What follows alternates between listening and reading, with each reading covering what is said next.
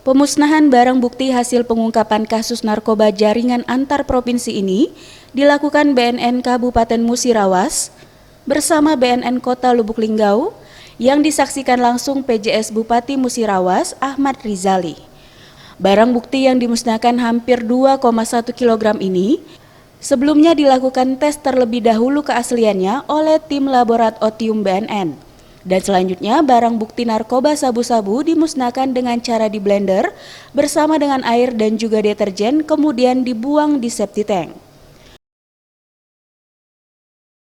Menurut Kepala BNN Kabupaten Musirawas Hendra Amur, narkoba jenis sabu-sabu ini didapat dari Pasutri yang menjadi bandar narkoba jaringan internasional yang mengedarkan narkoba di Malaysia dan beberapa wilayah di Sumsel berinisial AH dan EH. Selain 2 tersangka, petugas juga mengamankan 2 tersangka lainnya, EE dan DS di Kabupaten Muratara.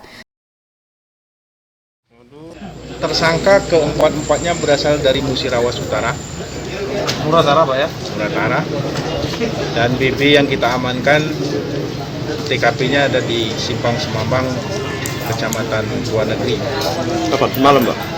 Tanggal 13 Oktober yang lalu.